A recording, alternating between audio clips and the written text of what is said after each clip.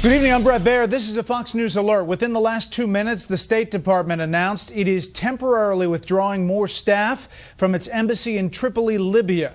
Officials are citing security reasons, saying they hope to return them early next week, but they will reassess. This comes 2 weeks and 2 days after the deadly attack on the U.S. mission in Benghazi, Libya. Even though the administration initially and repeatedly denied that assault was terrorism, it was at the same time working with the assumption that it was just that. And in the investigation that we hear is ongoing, not a single FBI agent has been to the consulate in Benghazi because of security concerns. Those are just some of the new and shocking information we have for you tonight on this rapidly evolving story. Here is Chief Intelligence Correspondent Catherine Herridge. Two sources tell Fox News that within 24 hours of the assault on the U.S. compound in Benghazi, the evidence pointed to a terrorist attack carried out by al-Qaeda.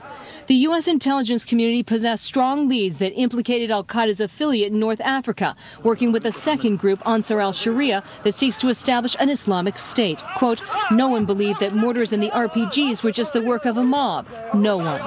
It was a terrorist attack. Asked when he reached that conclusion, the defense secretary today was vague. Was that a day after, or was it days after? It took a while to really get some of the feedback from what exactly happened at that location. In addition to a CIA assessment before the attack that security in eastern Libya was deteriorating, and an August Defense Department report on the rise of al-Qaeda in Libya, there was another warning about Islamic extremists and their potential for action. There was a thread of intelligence reporting that groups in the environment in eastern Libya were seeking to coalesce, but there wasn't anything specific. While the White House has consistently cited the need for the FBI investigation to play out, Fox News is told that 16 days after the attack, there are still no FBI agents on the ground in Benghazi because the security situation is too unstable.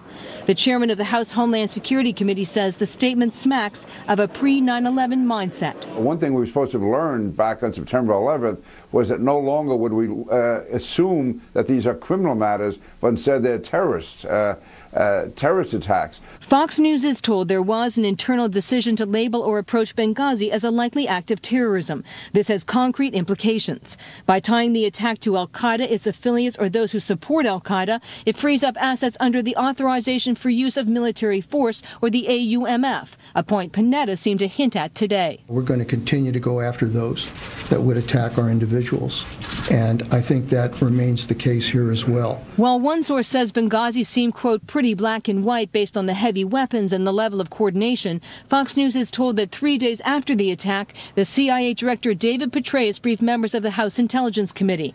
And like the administration's public statements, Petraeus espoused the view that Benghazi was a demonstration prompted by the YouTube video that spun out of control.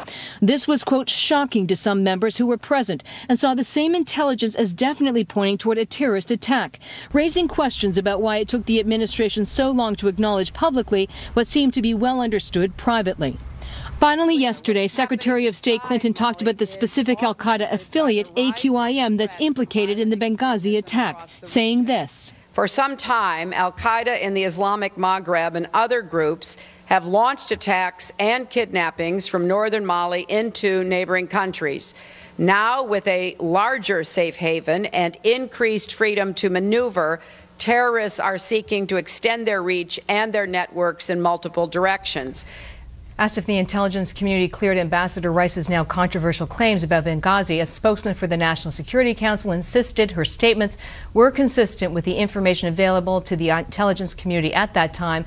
As for the use of the word spontaneous, an administration official told Fox the militants in Benghazi saw the events in Cairo, specifically the storming and overrunning of the embassy, and that in part inspired the act or influenced them to act. Brett. Catherine, I'm hearing a lot of anger privately about these closed-door briefings between what lawmakers are hearing from intelligence sources and what they're getting from the classified briefings from the top of the intelligence community. One of the elements of our reporting today, which I found very significant, is that when we heard from people who were in that House intelligence briefing from Director Petraeus, that they were troubled by how definitive he was that it was this YouTube video and seemed to be backing away from the idea of terrorism. And this was completely inconsistent with the data that they were seeing at that time. And they said to me this raised profound questions about whether there was good intelligence and how it was being passed up the chain. Okay, Catherine, we'll stay on it. Thank you. You're welcome.